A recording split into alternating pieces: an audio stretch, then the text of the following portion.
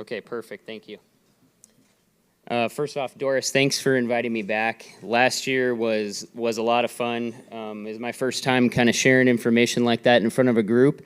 This would make the second time, so bear with me as we kind of work through this together. But, she had mentioned conspiracy theories kind of in my introduction, and I'm kind of enjoying this past month or 6 months where most of these conspiracies or so-called conspiracies have kind of been proven true lately. Everything from weather manipulation to, it's all the folks that were on the conspiracy side, we're now on the, hey, we knew that before you side. So that's kind of exciting. But anyway, I just wanted to thank you all for having me back this year. It was a pleasure last year to be here. And kind of talk about some of these things that unfortunately I've grown to learn as I've moved through the business and kind of done a little business on both sides of the fence here. And I really appreciate the opportunity to speak in front of you. So I think when you're passionate about something and you feel that you're really working to expose the truth, it really helps you overcome some of those things that you might, otherwise shy away from, like getting up in front of a bunch of folks to speak your mind. But if you were here last year, you might recognize and you will recognize a few of these slides, but I tried to kind of move through and focus less on mandatory RFID, which was a lot of last year's conversation, and more with kind of updating you on what's transpired over the last year and where we're at with, basically a supported lie that's been globally adopted.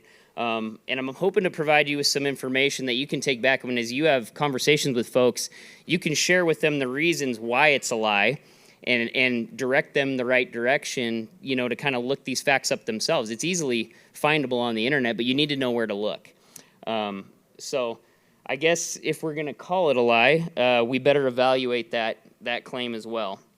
So first, do cattle cause climate change? Well, first, we kind of need to back up the truck even more. Is climate change even really a deal to begin with? So when I kind of went down this road, I decided I really needed to do enough research to stand on solid ground and either say, yes, it's a thing, but this isn't the cause, or no, it's not even a thing, the whole thing's made up. We had some speakers yesterday that kind of differ with my belief. I came into this thinking the whole thing was a scam. I do still think it's a scam, but there are global temperature changes that have been recorded, insignificant, but they are there. So if you wanted to make the claim that the climate was somehow changing, well, yes, it's always changing, right? But are we affecting that? To me, that's really where we need to go with the conversation. But if cattle do cause climate change, in my opinion, God created them to do that for some reason, right? Like, I mean, we're living in this world that was created by a creator with a plan. And I think when we look at cattle in general in our business and in the carbon cycle, we can see how he created all these things to work together. So, I mean, my easy answer to do cattle cause climate change is no. God created cattle to live, synergistically in a relationship with the rest of creation. And I believe this to be true, but when we get down to my carbon cycle slide, you can see for yourself how this all works. But I wanted to start off today with a little education and background as to why the lie exists in the first place and who's responsible for spreading this information. We're going to start with the IPCC. So who is the IPCC? The IPCC has been tasked by the UN to essentially provide the global guidance as it pertains to climate change. And that's all well and good, but where did they get their evidence that the climate change we're seeing was being caused by man or ag-generated emissions? The quick answer is that they've basically utilized computer-based modeling to essentially design a program that's going to provide them with their desired outcome. I mean, honestly, when you look at the data, that's really what happened. An outcome that allows for the continued development of carbon markets, an emerging economy that's projected to be worth about $4.7 trillion by 2030. It's always about the money. So this next slide, we're gonna see what the science says about cattle. So what does the science say? And, what do these folks claim livestock production produces? So according to IPCC, a cow ran out on pasture emits about 5,600 pounds of CO2e annually. So CO2e refers to the carbon dioxide equivalent. And the reason they use this number is because they multiply the enteric emissions, which is mostly methane and CO2, by about 28 times to get the equivalent in carbon dioxide heating potential. That's what they claim. This number is very important to the group because they draw everything back to that CO2e. If they don't calculate a CO2e, they can't generate carbon credits on any certified methodology. And as I mentioned, methane's about 28 times. Let me see if I'm wrong. Is it 28 or 38? Yeah, 28 times that of CO2. Nitrous oxide from manure is about 270 times, and I'm depicting warming potential. This all may be true, but there's some key pieces that are leaving out. Okay, and give me a second here because there was a lot of information to remember, so I've got it kind of lined out here. Now, their calculations behind this are where they lose me.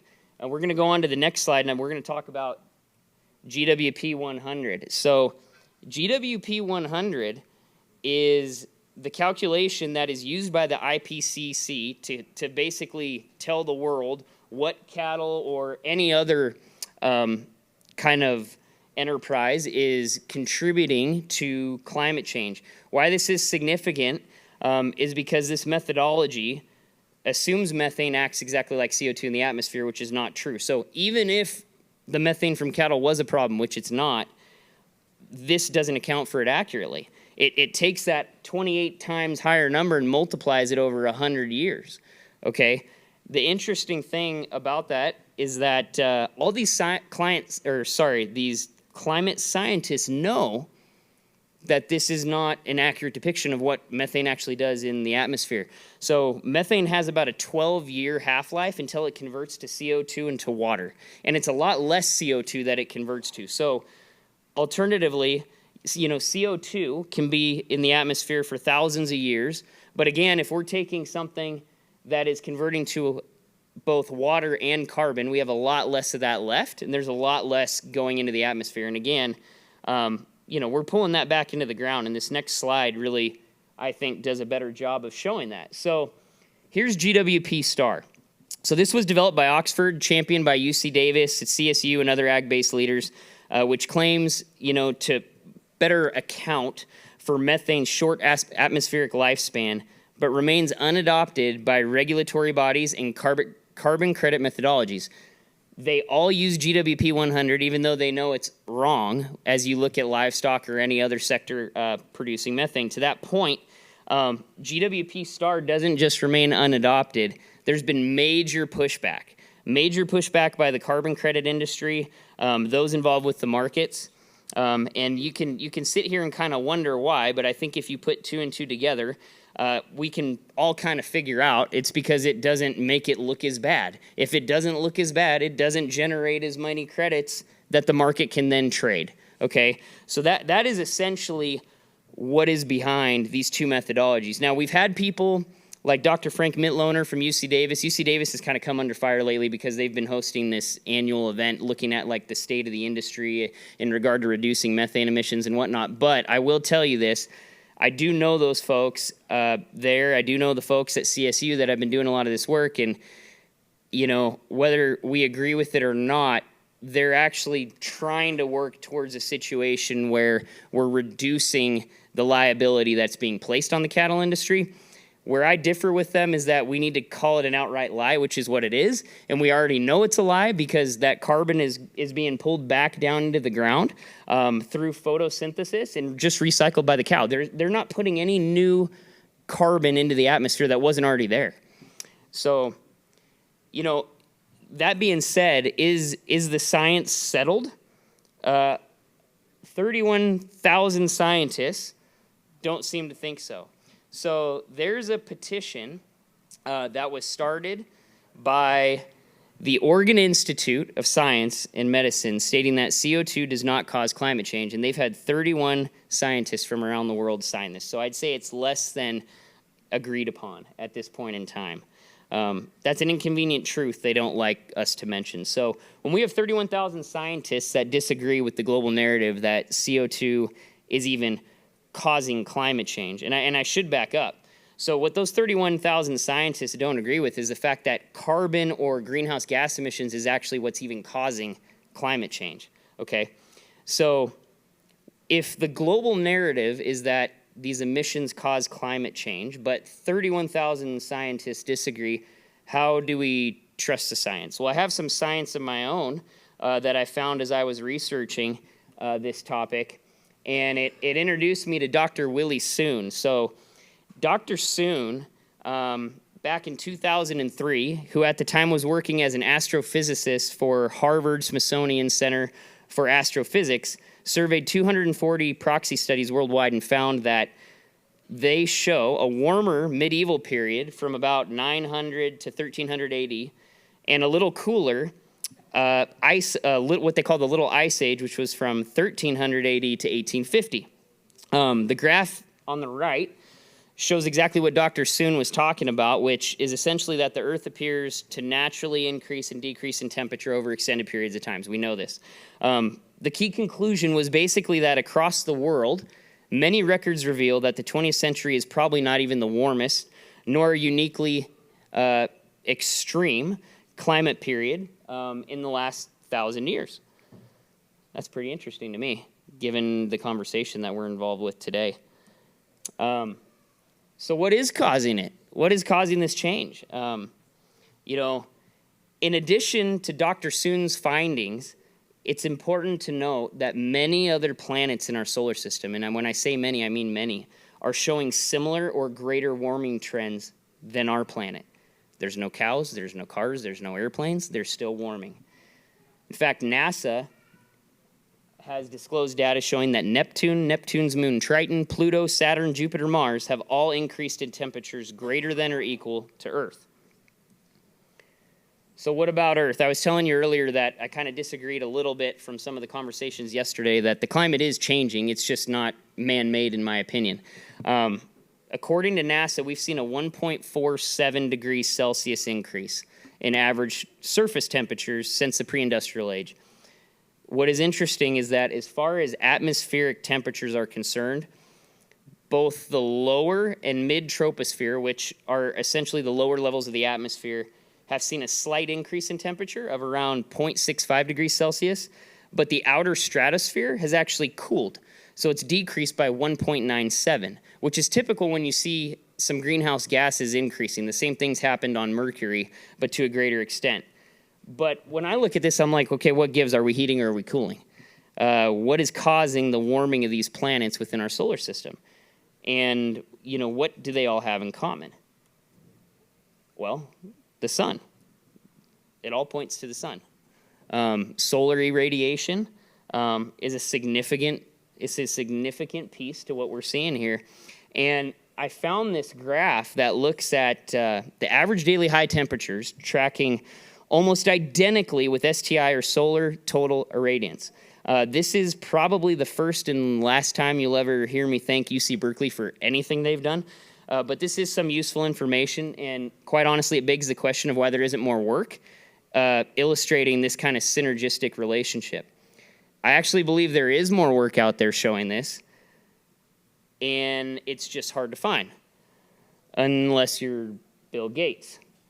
Now, he quietly diverted some of his cash in 2021 to financially back a Harvard University experiment to develop sun-dimming technology that will potentially reflect a lot of the sun and heat out of the Earth's atmosphere. They hope to accomplish this by spraying calcium carbonate dust into the stratosphere.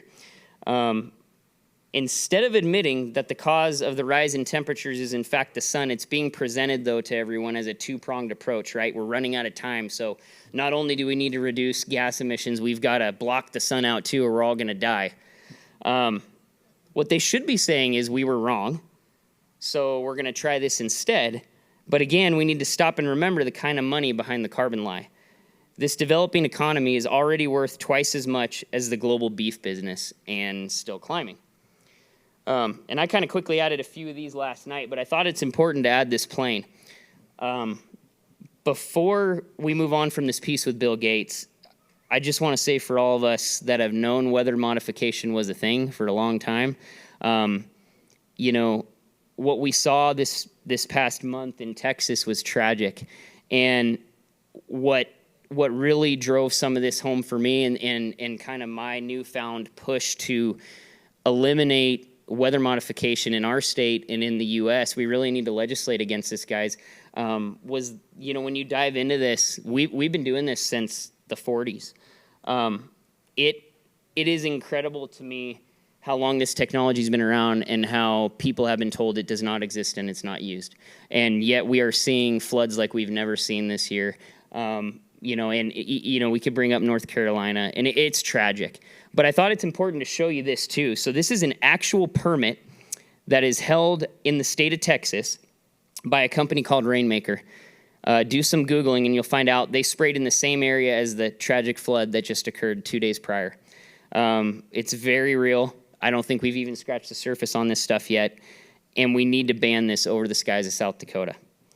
I'm going to move on, but I just wanted to throw that in for a conversation piece. So when we start looking at the carbon value and why are these people pushing this so hard, right? Let's look at the real value. So in 2024, the global beef market was worth about $460 billion, while the global carbon credit market outshined us by a good, you know, $500 million. I mean, it's already worth double what we are. So projected 2032 global beef value, $656 billion. 2032 global carbon market, $2.5 trillion. Think about this money for a second. It always comes back to the money. And from my point of view, until the money's out of this deal, it's still going to come back to the money. I mean, even this big, beautiful bill left in everything for these carbon markets to continue to develop. So it's just something to keep in mind as we move forward. So now that we've reviewed those projections, you can see why the guys in the picture here seem to be so interested in what we do, right? There's a lot going on in this picture, but I think it really tells a story. It's not only Gates and Bezos that we have to worry about. As most of you are aware, after the purchase of the industry's largest EID tag manufacturer, we saw Big Pharma leveraging strategically placed representation at the USDA to push for a mandated program. Next, we saw the EID mandate rule for interstate transfer of intact breeding age cattle. The way I view this situation is really like a frog in a pot of boiling water. They never make a drastic change that really seems to sound the alarms throughout the entire industry. It's more like little pushes here and there, but they begin adding up. And as they keep turning up the heat, we keep, you know, getting less and less comfortable with the situation. You know, and it's funny, honestly, how that interstate rule worked out. The tags are free, paid for by APHIS, even though they're paid for by $15 million of appropriated funds from our tax dollars. You know, it's just hard to kind of wrap your head around the nepotism and the corruption that we see in this country at a high level, both on the Republican and the Democrat side. To make it worse, though, from my perspective, these guys probably aren't even our biggest problem.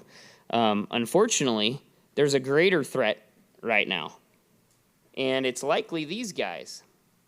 To be quite honest, you know, we're seeing this from within. When we have industry partners like NCBA, who needs enemies? I mean, quite frankly, it forces us, you know, to get into a position where we're fighting each other, right? And there's nothing more that this industry needs than to come together and cohesively attack this issue head on. And when NCBA can go to Washington, D.C. and tout their thousands and thousands of members and tell them a lie that we need mandatory RFID, that this is good for cattlemen, the disease traceability, and then, you know, groups like U.S. Cattlemen's, RCAF, you know, stock growers, we show up. The numbers are a lot less, but we're honestly a lot more educated, and we're actually running cows. We're the cow-calf producers. We're the, you know, small farmer feeders. We're the stocker operators. And, you know, if you're a legislator in Washington, D.C., and you're sitting there and you've got these guys they've got cowboy hats on too, and they're walking in your office and they're telling you, we need all this stuff. Well, then you've got a small group over here telling you that we don't need this stuff. What do? You look at the numbers because you're looking for re-election. Who's got the numbers? And so that's a major problem. And so, to be honest, I say this as a current NCBA member, and I don't want anyone to throw anything at me, but I'm serious. So I'm also a member, though, of SD Cattlemen's, U.S. Cattlemen's, SD Stock Growers, SD Sheep Growers, and the American Sheep Industry. So if you think about it, everyone sitting in this room is a mandatory member and funder of NCBA through your checkoff dollars. Let that sink in, all of you members. Not by choice, right? But now hear me out. So I want to know what's going on, right? Like, I want to stay educated. I want to know what's going on in these circles. There's a lot of good people in all those organizations. A lot of them have just drank the Kool-Aid, unfortunately. But like, when I go to some of these meetings and I stand up there and I bang my drum that these guys are lying to them, there's people that listen, and going and doing that has allowed me to have these conversations. And I think the tide is changing, especially with some of the stuff we'll talk about a few slides from now with the American Angus Association and some other things. But people are kind of waking up to this deal. And I don't know how long most cow-calf producers in this country will be able to wake up and look themselves in the mirror if they're a member of NCBA. So, I mean, whether it's the acceptance of, the 445,000 to look into, animal traceability programs, which we all know, they basically were just bribed to promote mandatory RFID to their membership, or their stance against country of origin labeling, they're not working for the U.S. cattlemen, okay? So to add to the fun this year, as I mentioned earlier, the American Angus Association accepted a nearly $5 million grant from the Bezos Earth Fund and Global Methane Hub, whose goal is clearly laid out on the front page of their website, if you just Google it, where it states the Global Methane Hub is building a global network of scientists, experts, activists, policymakers, and philanthropists in pushing in the same direction toward the single goal of mitigating methane. Knowing this is their goal and cattle are considered to produce a considerable amount of methane, why would the American Angus Association have taken this cash?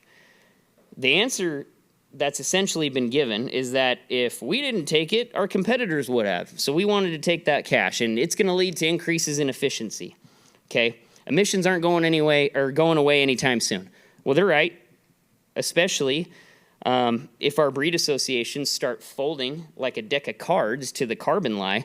But the money is slated to be used to research the heritability of methane production and create new genomic tools and EPDs to allow ranchers to select for low methane producing cattle. That's right. Again, they want us to do the work, right? We're just skimming the top of this issue. If you dive into this, you'll see that some of this money is slated to actually go to board members that are tied into the beef on dairy deal, and they're going to be heading up this research, and a lot of that cash is just flowing in that inner circle. I'm not going to go into that, but, part of what we really need to look at is why did Bezos give them this money? And what kills me is that they don't have someone smart enough at American Angus to really understand this. Beef prices are encouraging more and more beef on dairy breedings, right? So you've got the largest breed association in the world for beef cattle, American Angus, okay? They gave them this $5 million. They're going to develop these EPDs. Well, as we're growing on the beef on dairy deal, guess what the actual largest association in the world is? It's the American Holstein Association. So now they just got a 2-for-1. Bezos went in and said, here's your $5 million, but we're actually getting a 2-for-1. And honestly, what we're looking at down the road is that beef on dairy is going to become a major problem, honestly. And quite frankly, a lot of these dairies are projecting that most of their revenue will be coming from beef here within the next 10 years. So we all need to consider, what we're going to do to kind of essentially combat this issue. I mean, right now they're arguing that our numbers are down so far. We need those beef on dairy calves really, to kind of keep supply up. I would argue that I'd rather have those than imports, but I don't know where we're at. I mean, quite frankly, I think what's going on right now is a lot of manipulation as well from the big packers. This isn't even in my presentation, but if you look at what's happened over the last year or two, and you look at, JBS per se, they lost $112 billion the first quarter of this year. They felt that was the best time to go to the FTC and have their initial public offering. It makes a guy scratch his head. So I started looking around online, and I found an article that was published in Ireland, not here, but over in Ireland. And it essentially discussed how some of these execs at JBS are projecting the prices to drop the end of 2026. I don't know how you do that looking at where our numbers are at in the demand right now. I don't know how you project that unless you're doing something to cause this, okay? We also need to consider the new plant that came online in Nebraska, sustainable beef. Now, it's not outside the realm of possibility that the big packers are essentially allowing the prices, and I know our supply is short, but to kind of increase to a rate where, this new packing plant that was set to provide them some competition is already operating at a loss, a significant loss. How long can they sustain that till things turn around? It would not be outside the realm of possibility that they're trying to squeeze those guys out of this deal as well. So at any rate, but in order to do that, they've got to use guys like the United Nations, and the American Angus Association to kind of back us into a corner where we start to feel like, okay, we need to adopt these practices or we need to jump on board with it. We're not going to be able to sell our cattle basically at some point is kind of what they're projecting. So now I'm going to skip ahead a little bit, but one important thing to note, okay, this last year at COP29 in Azerbaijan, and I don't know if I'm even pronouncing that right, but significant developments were made, okay, toward the creation of a global UN-backed carbon market. It's expected to be fully functional by 2028. The reason this is significant is because it will undoubtedly add tremendous value to carbon credits generated in the U.S., as it removes the barrier from selling certified credits across market lines. So like right now, if you create a credit in California, it's not valuable in Canada. Canadian credits are not valuable here. In the EU, they won't take anything from the US. What they're trying to do with this deal is make this global framework, global market, all based off of, you guessed it, GWP 100, to trade these credits back and forth. Something else to note that I don't have in here, China is one of the largest carbon markets in the world right now, which sounds crazy because they're one of the largest polluters. But if you look at it, that's a benefit. They've got a lot of pollution to work back against, and they've created this alternative economy even within China. So to put what this means in perspective, okay, in the U.S. today, carbon's worth about $12 a ton on the voluntary market, all right? The World Bank estimates that by 2030, the global average carbon price will likely reach $100 per ton, okay? Essentially 10 times where we're at right now. But what does all this have to do with us? So we can look back at this slide in my presentation. A cow on grass emits 5,600 pounds of CO2e per year of methane and nitrous oxide, essentially. Okay, so it all adds up, right? So let's take that 5,600 pounds and apply the Bezos-Gates funded mRNA vaccine, okay, that genetically alters saliva in a cow to produce an enzyme inhibitor that reduces the population of methane-producing bacteria within the rumen by about 6%. Okay? Then, if we utilize the new dollar meth index that Angus is working on, when it comes available as a selection tool, we know that we can comfortably assume we can reduce those emissions by about another 25% reduction. There's enough people testing right now that we know from the bottom end to the top end, there's about a 25% difference in methane in cattle right now, that where you can access that through genetic selection. Last, we offer a methane-reducing feed additive. They've been shown to reduce it by another 50%. So essentially now we're sitting at a possibility of an 81% reduction, okay? That's without even looking into carbon sequestration in the ground, which if you're going to look at anything, that's actually a real deal. Like you increase the soil organic carbon in the ground, that ground becomes more productive. I can get behind that from a soil resiliency standpoint, but the emissions are just a joke. But what this does is it provides 4,500 pounds of CO2 or about 2 metric tons per year per cow that can now be essentially claimed through a carbon inset or offset program. So I had mentioned that by 2030, they're saying that's going to be worth about $100 a ton. So they're betting on the long game because they know what's coming, and they're going to use us to produce these credits. I mean, that's a $200 a head difference, right? Just in carbon credits right now. So in order to do this, though, there's one more piece they need to fall into place, right? And it's mandatory RFID tags. And I kind of talked about this last year, but I'm not going to spend a lot of time on it. But the dangers of this cannot be overstated. It's all going to be used for that traceability piece through the supply chain, because that is the last piece they need to sew all this together so it can withstand carbon credit verification. Part of doing that is including these RFIDs in you know, kind of a blockchain system that's going to track these cattle from birth to slaughter. We've got a significant amount of companies in the U.S. that have ESG goals, okay? These ESG goals, I kind of talked about this last year. I'll skip over it real quickly, but environmental, social, governance, okay? And essentially, what this is their goal at, you know, being socially stewards of the resources that fall in their supply chain, okay? 90% of S&P 500 companies have these goals, okay? And Amazon, for example, if we're looking at Bezos, they're not going to be able to meet these goals by reducing their operational emissions or by swapping out Bezos' yacht for a sailboat, okay? They're not going to be able to do it. So essentially, you know, this is really why we need to care about this. And this guy, you know, it really explains why he's investing heavily in ag-based opportunities, because in reality, he needs agriculture to meet his goals, okay?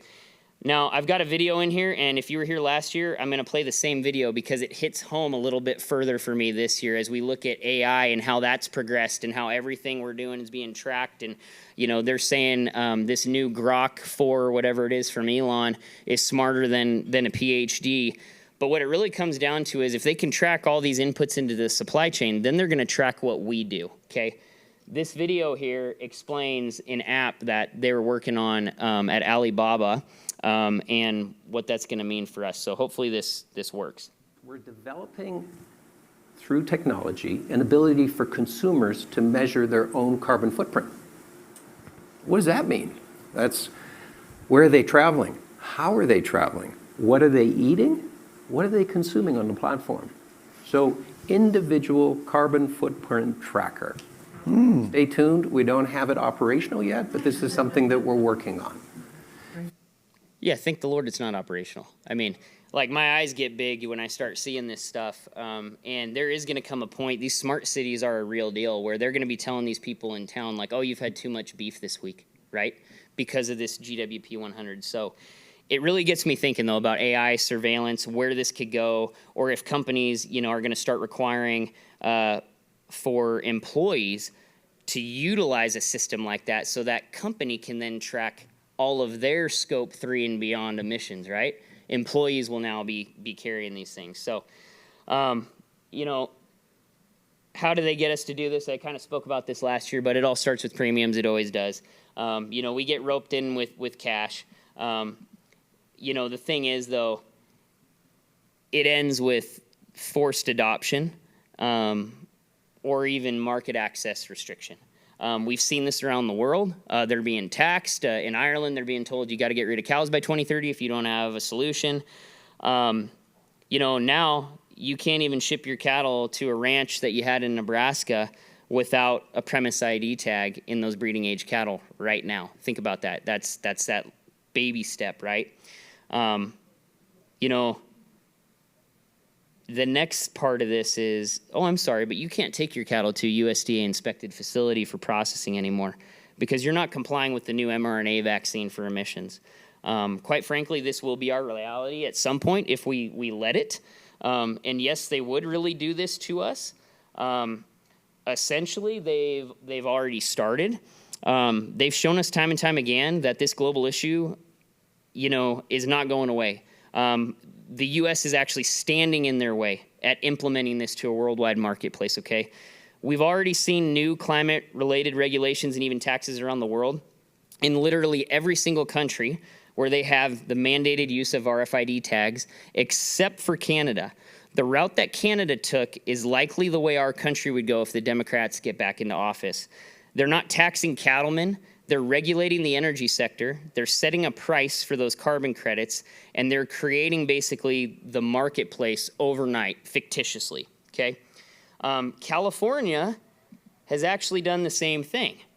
So in fact, in California, credits generated within that marketplace are worth about $33 a ton, which is about 3 times what we are, or what they're worth in the rest of the country, okay? This is a regulation that they've put into place through the California Air Resources Control Board to target large producers of 25,000 metric tons of carbon on an annual basis. So they're power companies, PG&E, if you're refining there, folks like that. They're required to purchase offset credits that are generated within the state of California. So what happened to California is basically they rolled out the system, like they always do, that they want to roll out across the rest of the country. So we really need to be watching what they're doing out there. I know they're crazy. I'm from there. Believe me, I know. But again, I escaped because South Dakota was still here to come to. We need to maintain what we have here in South Dakota, and we need to push to expand that to other states, embolden these other states. It was great listening to Amanda Radke last night and what they've kind of done for property rights and that work there, and it needs to be a contagious deal that keeps on moving. So now that we're here and we're looking off this cliff, right, where do we go? In my opinion, we really don't have a choice except for to fight. It's how we fight that I think we need to all kind of come together on and figure out kind of the best strategy moving forward. One way we can start, obviously, is by supporting organizations like stock growers and political candidates that stand on the right side of this issue, like Mrs. Hageman here. It doesn't matter that she's in Wyoming, and we need to get that through our minds, right? She's a strong voice on Capitol Hill that is fighting for our sovereignty. She should expect our full support, and we should be happy to give it, okay? But beyond fighting it, I truly believe that long-term we need a strategy that includes the development of an alternative economy or market outlet for our product. We can't wait until we need it. I feel very strongly about this. It's like Noah, right, building the ark. He knew it was coming. They're telling us it's coming. They're showing us it's coming. We need to act like it's coming. Wyoming plans to start issuing its own fiat-backed digital currency this month. And I'm not sure how I feel about these currencies, but at least this one is backed by a dollar. It's a much safer investment than Bitcoin. And this could be an option for trading cattle without traceability outside of the commercial system. I don't know, but it's worth looking into. In my opinion, we also need to eliminate the requirement for USDA inspection in order to direct market small cuts of beef. Where I see this going is we're going to have cattle in our system that are now gene edited, genetically modified, mRNA vaccinated. Do you guys want to be eating this? Regular people don't want to eat this either. So we need to be working towards, I feel, USDA process verified programs, and I know it's another program, but that protect what we believe in, non-mRNA vaccinated, non-gene edited cattle. And they need to be required to track those pedigrees as those animals enter the system, in my opinion. We need to support seed stock producers that buck the system and continue to breed for environmental adaptability over emissions reductions, because this is going to become an issue.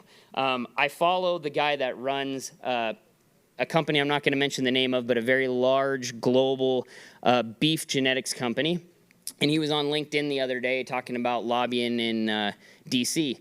What he came back with is that the NRCS needs to be putting money forth to encourage producers to use sustainable genetics, whatever that means. I'm guessing that means, cattle that either produce more meat with less methane or, are more efficient. Whatever that means is, I would say that those probably aren't the type of cattle you're going to want to turn out down by Kadoka and bring in a calf every year, okay? So the last thing that I wanted to talk about very briefly is that, we can't fall for the bait. So the $200 a year carbon credit sounds pretty darn nice, right? Like, there's a lot of these guys outside of this circle that are actively working to bring some of this cash into their operation. Sounds great. But it's only nice until we are forced to adopt these management practices that position us apart from what we know to be true. That cattle, when managed properly, enhance the environment. They don't destroy it. And we need to remember, the last piece, and I believe this to be true in everything, is that the truth always wins. We stand with the truth, okay? We need to keep speaking the truth. We need to keep educating our legislators. We need to get involved with politics. We need to have a conversation with folks at the grocery store. We need to speak the truth. Had they believed what folks were saying about the weather modification stuff over the last 30, 40 years, instead of calling them conspiracy theorists, we wouldn't be having some of these issues today. I think the same thing, can be seen right now. We see what's coming. We need to continue to fight this fight. We need to continue to speak the truth. And I believe God's in control. I think we can all kind of rest in that. But again, he also calls us to speak the truth. So anyway, I just wanted to leave you with that, but thank you for the time today. Appreciate being here.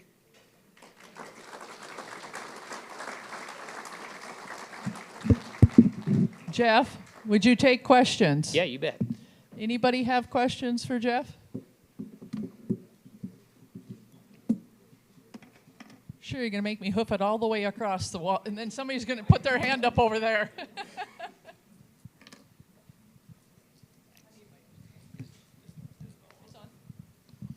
Jeff, this is JT Rickenbach from Ulrichs. Are you aware of the pork guys, the pork exporters from Smithfield and from Tyson? About 2 months ago, the gene editing program that the multinational had for the PRRS, the baby pigs die. I'm not a pork guy, obviously, but baby pigs die, and they got this gene editing deal. And he was all super pumped up, and he put it in front of USMEF, and we went, well, I don't know if it's really great. I don't want to eat gene-edited stuff, but yeah, it looks like it's going to be good for the pork guys because their pigs won't die. And the exporters from Tyson and from Smithfield, they let him go. They let him get through his entire spiel. Did you hear this story? No. Okay. And then they put forward a resolution at USMEF that they would not, there was going to be not 1 pound of that stuff go into the U.S. supply chain because nobody wants to eat anything that's been gene edited. So I love this story, but at the same time, the pork industry has been using mRNA vaccines since like 2021, and it's already out there. So it's kind of interesting where we pick and choose these things. It's not about whether it's going to be bad for people or good for people. It's the fact that you've got the two biggest pork outfits in the United States are saying people don't want to eat that. We're not going to do it. And their example was not ropamine. What is it? Rantopamine. Ractopamine. So yeah, they said, rantopamine. We don't think that's hurting anybody, but nobody will eat it. Right, but Nope. we feed it like it's chiclets here in the U.S. Right. Yeah. And nobody overseas will take the pork because they won't eat it. So Exactly. they don't want to put it in there. To be honest, my wife is one of those people, right? Like, we raise our own beef, and that's all we eat. We raise our own pork, we raise our own lamb, we raise our own birds because we're not buying anything from the store because we don't trust what's in there anymore. Now, I know a lot of our cattle, from this group and elsewhere, cattle I've raised in the past, they've ended up there, and it's perfectly fine. But we don't know where these things are going. I mean, they've gene-edited red Angus cattle to be black, and they're, black to be red so they can mix in some new genetics into these breeds. We don't know the long-term effects from this, but we do know they're jacking around with the DNA structure of these animals. And my argument there is exactly like you said. I'm actually really glad to hear that they came to that conclusion because that needs to happen. But I think it needs to go further because people are going to mix this stuff in. There has been some gene editing that's been approved. We've already got stuff mixing into the cattle industry right now with gene-edited genetics, and it's not being tracked. In my this is where I kind of go on the other side of the fence because when you look at blockchain and RFID tags, it could be super helpful for identifying the cattle that haven't got all this crap, right? And excuse my language, but the mRNA vaccines are no gene editing, and we can follow the pedigrees and we can follow the cattle. But at the same time, we don't want to use the technology because we know what they're going to do with it.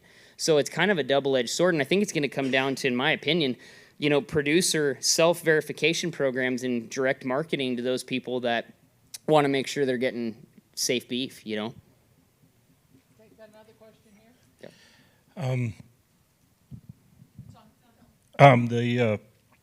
That's a good point you bring up with these exchanging of genetics, but it's so disingenuous. Did you know that they modified Holstein DNA with Angus gene to make polled Holsteins? And USDA said that was unfit for consumption. Just putting a polled gene from an Angus into a Holstein, and they outlawed it. But yet they're allowing this. But my other point is this methane deal is such a red herring because it doesn't matter what eats the grass. There's still methane going to be produced. I mean, how much methane does a grasshopper release? How much methane does a jackrabbit release? How much methane does a deer or an antelope or a ground squirrel or a prairie dog release? In fact, soil with nothing on it is going to release methane. It's But funny. we're just focusing on the cow because they envy us. Well, it's funny you mentioned that because one of the leading pieces of equipment that measures methane from cattle was created by a man who first started creating a mechanism for measuring methane production from termite mounds in Africa. Because termites actually, they're digesting wood. It's, very hard to digest. They have basically a rumen inside a termite that works the same way. So that's a good point. We have another one? Yeah, it's not really a question, but the uneducated, as we look at them, I was in the line at the grocery store one day, and this gentleman behind me, he said, "I see you're not buying meat." And I said, "No, we raise our own." And he said, "These cows are destroying the universe, aren't they?" And I go, "No." I said, "God created it, and he has a plan." He said, "Let me tell you a truth. I'm a welder in the oil field in Wyoming." He said, "Every time I strike an arc, there's no methane around me." He said, "Every time there's a lightning strike, which is every 3 seconds, somewhere in the world, there is no methane." This is a bunch of baloney. Yep, absolutely it is. And honestly, some of the evidence I showed today supports that it's not a man-made issue. There's no doubt, like, man has polluted, right, with plastics and all that. Look at the ocean. It's full of plastic straws and all this stuff. I still like a plastic straw. I can't drink out of those paper ones. But my point is, we've polluted in other ways, but this is just an absolute scam. But the reason this is the one they choose is because they can make it affect everybody. Hi, Jeff. All right. Florence Thompson. We've got a great group of our South Dakota legislators here, and I'm hoping you have a wish list of bills that you'd like to see, and I'm hoping you'll get together with them. And you'd mentioned the cloud seeding and that type of thing, so if you just want to mention a couple of those things, and please get together with these people right here. That'd be fantastic. I'll come find you guys when we're done here. Okay. She hollered off. I'll come back. This was very informative. Representative Julie Auk. I don't know how familiar you are with NACs, Natural Asset Companies, but I see this. We carried legislation this past year. Of course, it failed on the House floor, but for those of you in this room who are biting the apple of carbon credits, please understand that what their ultimate goal is to group these carbon credits, conservation easements, any kind of an easement that you allow on your property into groups and sell them on the Board of Trade. That is the absolute ultimate goal here, because here in the United States we're running out of businesses to sell on the Board of Trade. So we really need to be aware of what the ultimate goal is here. And they want to sell everything down to photosynthesis, every drop of water, the dew drops on grass. So keep in mind when you're biting into this CO2 credit or the CO2 carbon credits, getting $200 a cow, the best way to fight back is to not take the money. Do not buy in and This is where the Sustain Acts come in, too, that our representative out in Washington by the name of Dusty Johnson bought into, where we're cooperating with corporations and the federal government. And there's a name for that, folks, and it's called fascism. So keep your eyes open, ears open, and make sure you understand what you are signing up for when you go into the FSA office. It's poison. And natural asset companies are something that we in here in South Dakota need to be afraid of, because when I pitched that bill, there was only about 4 or 5 of us that talked for it. But boy, the people against it were lined up all the way out in the hallway. So anytime I have that much opposition on a bill, I've really struck a nerve with the big corporations. So keep an eye out for NACs. Thank you for that comment, and that's a very real comment. I mean, I look at California even, and right now it's illegal for you to collect rainwater off your house and use it because the state owns the water. When I was out there as well, they were going around and they weren't regulating groundwater you were pulling out of wells, but they were GPS marking where they were all at because they know it's coming at some point.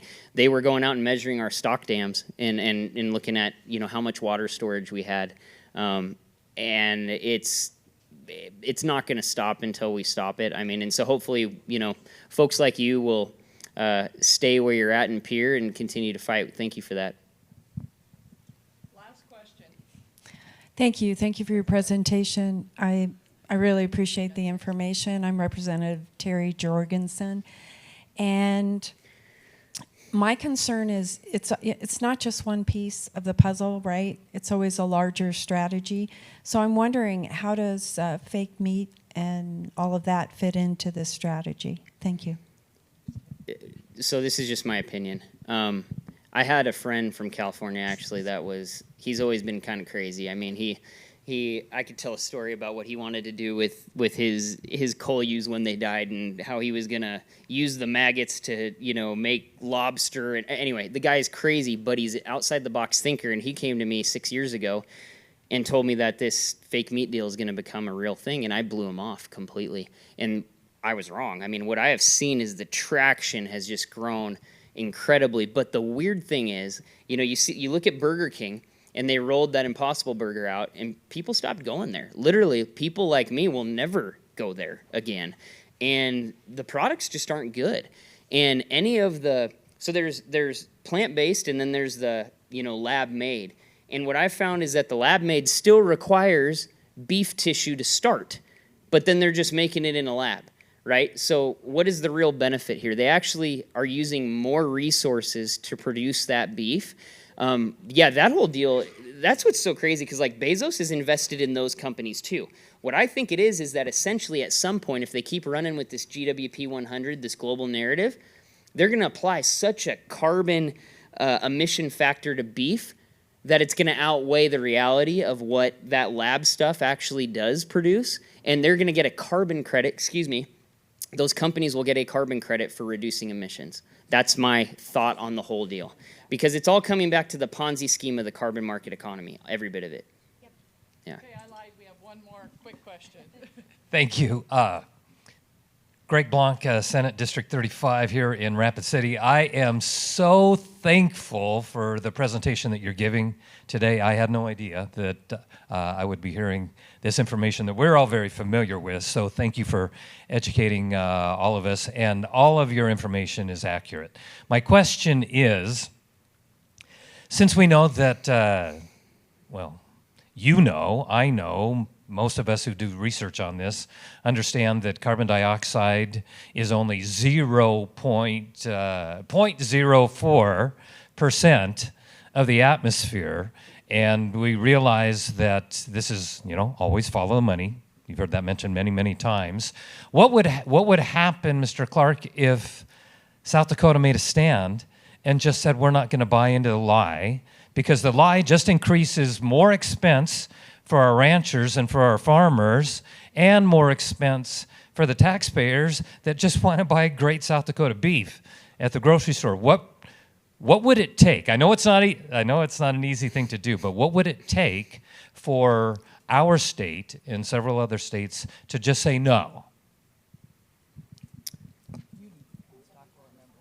You've stumped me, quite honestly, because as we saw with the carbon pipeline, I mean, there's just so much money that is getting poured into this, and it's going to keep coming. So, to be quite honest, we need to continue to do what we did this last year, which is basically clean house in Pierre and replace people with folks like are sitting at your table right there. To be quite honest, because that's where we're going to get the power to stand up. And when we do that, other states do take notice, and maybe even some strategic alliances. I mean, this RFID deal is a great example, right? If we had a alliance, and I don't know what you'd call that type of agreement, but with Nebraska, Wyoming, maybe North Dakota, or Iowa, some of these other states we touch where we have a lot of cattle moving back and forth that we're not going to enforce, the mandatory RFID. Something like that might structure it well. The other thing is if we have, a lot of, there's actually a lot of great kind of NRCS projects that claim to increase sustainability, but they're looking at, improving natural resources, which I'm all about. I think we could reframe a lot of this and look at what cattle do from a soil resiliency standpoint versus a carbon emission standpoint. If they had a soil resiliency payment for me managing my land and increasing productivity, and making that ground healthier, I could get on board with that. I'd still be cautious given the world we're in right now, but I could get on board with that. Where they're going, though, is the exact opposite way. They're taking what's real and they're making it fake. And so, to be honest, I really can't answer your question, but that's something we should actively be working on doing. So I appreciate you making the comment. Thank you guys very much.